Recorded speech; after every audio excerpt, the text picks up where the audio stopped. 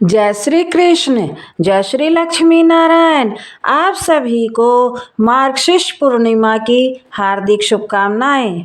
आज हम सुनेंगे 32 पूर्णिमा व्रत की कथा। यदि आप चैनल पर नए हैं तो हमारे चैनल को सब्सक्राइब करके बेल आइकन जरूर प्रेस कर दें ताकि आगे आने वाले वीडियो की जानकारी आपको समय से पूर्व मिल जाए। कथा पसंद आए तो कमेंट बॉक्स में जय श्री लक्ष्मी नारायण अवश्य लिखें। द्वापर युग में एक समय की बात है कि यशोदा जी ने श्री कृष्ण से कहा, हे कृष्ण, तुम संसार के उत्पन्न करता, पोषण तथा उसके संहार करता हो। आज कोई ऐसा व्रत मुझसे कहो जिसके करने से मृत्युलोक में स्त्रियों को विधवा होने का भय न रहे तथा यह व्रत सभी मनुष्यों की मनोकामना को पूर्ण करने वाला हो।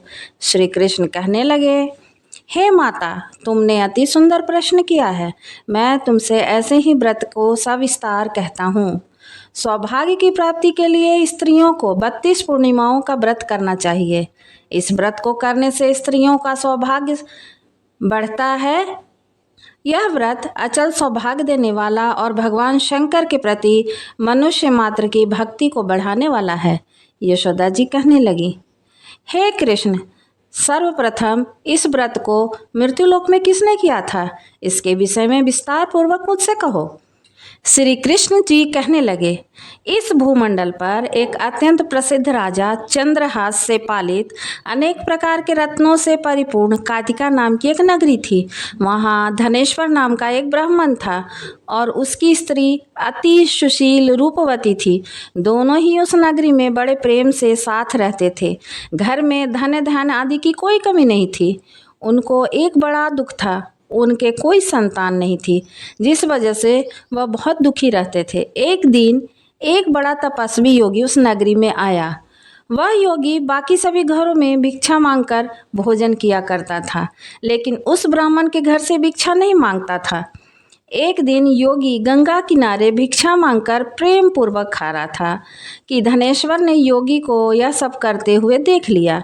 किसी प्रकार अपनी भिक्षा का अनादर से दुखी होकर धनेश्वर योगी से बोले, सभी घरों से भिक्षा लेते हो परंतु मेरे घर की भिक्षा कभी भी नहीं लेते, इसका कारण क्या है?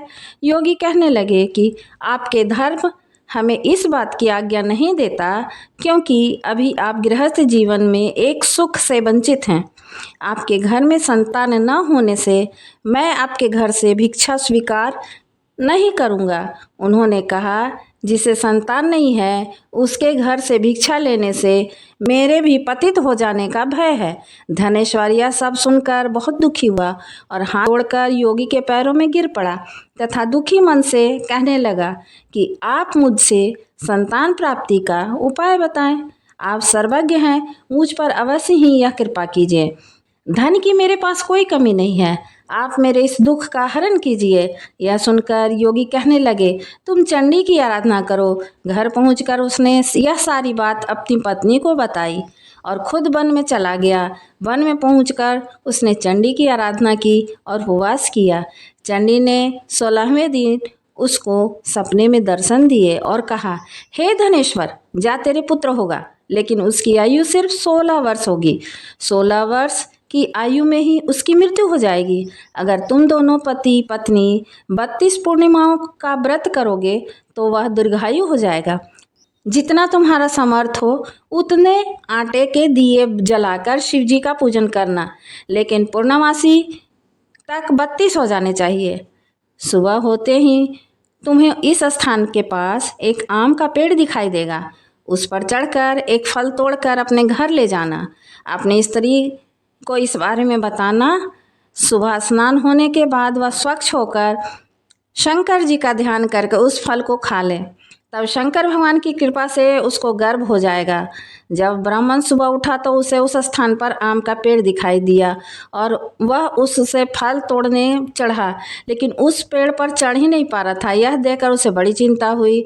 उसने भगवान गणेश की उपासना की और कहा, हे दयानिधे, अपने भक्तों के विघ्न का नाश करके उसके मंगल कार्य को करने वाले, दुष्ट का नाश करने वाले, रिद्धि सिद्धि देने वाले, आप मुझे इतना बल दें कि मैं अपनी मनोकामना पूर्ति के लिए यह कार्य कर सकूं। इसके बाद वह पेड़ के फल तोड़कर अपनी पत्नी के पास पहुंचा। उसकी पत्नी ने अपने पति के कहे अनुसार इस फल को खा लिया और वह गर्भवती हो गई। देवी की कृपा से उसने एक बहुत सुंदर पुत्र को जन्म दिया। उसका नाम उसने देवीदास रखा। माता पिता के हर्ष और शौक के साथ वह बालक बढ़ने लगा। भगवान की कृपा से बालक बहुत सुंदर था, सुशील और पढ़ाई लिखाई में भी बहुत ही निपुण था। दुर्गा जी के कथनानुसार उसकी माता ने 32 पूर्णमासी का व्रत रखा। जैसे ही 16वां वर्ष लगा, दोनों पति पत्नी बहुत दुखी है, कहीं उनके पुत्र की मृत्यु न हो जाए। उन्होंने सोचा कि अगर उनके सामने यह सब हो जाएगा तो वो कैसे देख सकेंगे। तभी उन्होंने देवीदास के मामा को बुलाया और 1 वर्ष के लिए देवीदास को काशी में पढ़ने के लिए भेज दिया।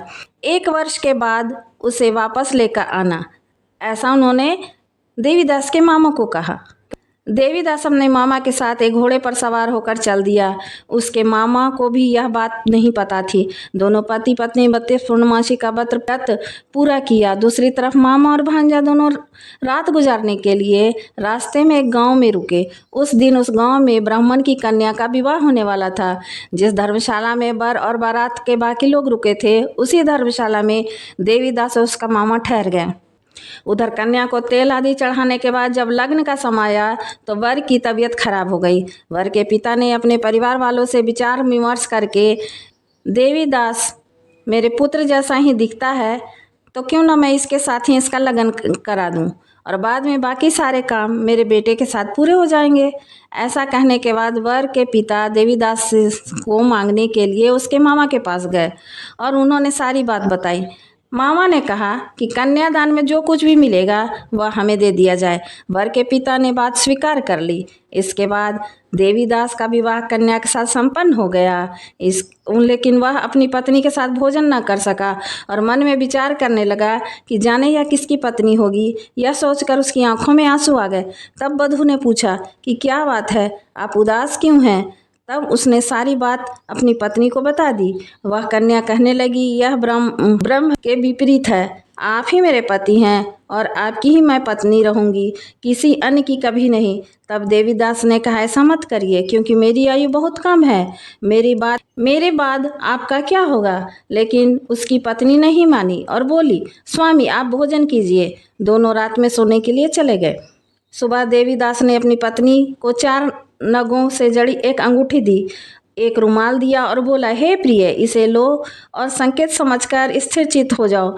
मेरे मरण और जीवन जानने के लिए एक पुष्प वाटिका बना लो। उसमें सुगंधी वाली एक नवमालिका लगा लो। उसको प्रतिदिन जल से सींचा करो।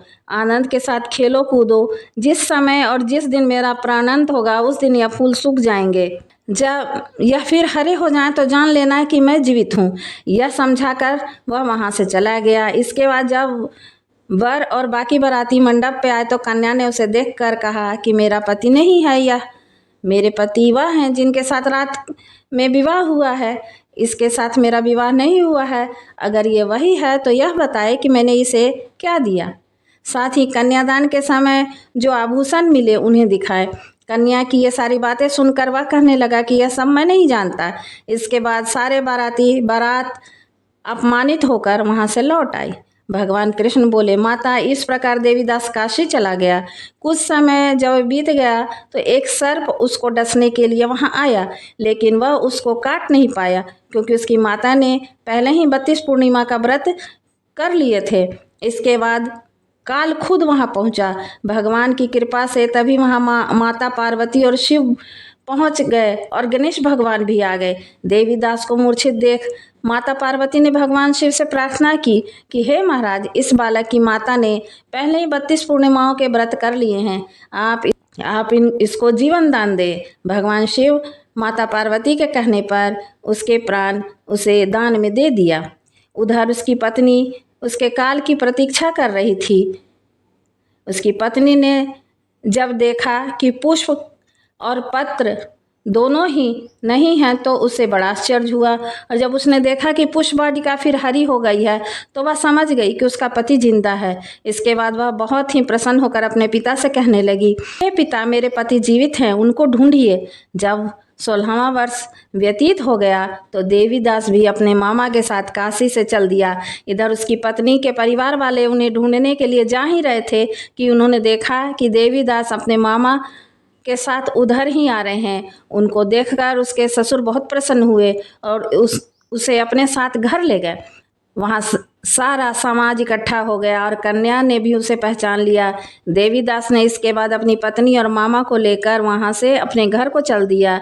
उसके ससुर ने उसे बहुत सारा अन्न धन दिया। जब वह अपने घर की तरफ चल रहा था तो उसके माता पिता को लोगों ने खबर दी कि तुम्हारा पुत्र देवीदास अपनी पत्नी के साथ और मामा के साथ अपने घर आ रहा है। ऐसा समाचार सुनकर पहले तो उन्हें विश्वास नहीं हुआ, लेकिन जब देवीदास आया उसने अपने माता पिता के पैर छुए तो देवीदास के माता पिता ने उसका माथा चूम लिया।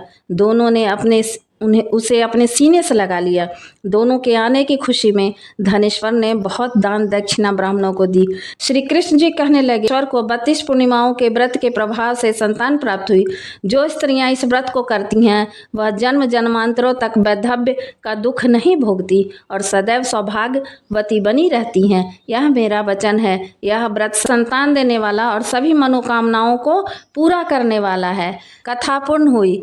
जय श्री कृष्ण, जय श्री लक्ष्मी नारायण। अगर कथा पसंद आई हो तो कृपया कमेंट बॉक्स में जय श्री लक्ष्मी नारायण अवश्य लिखें। धन्यवाद।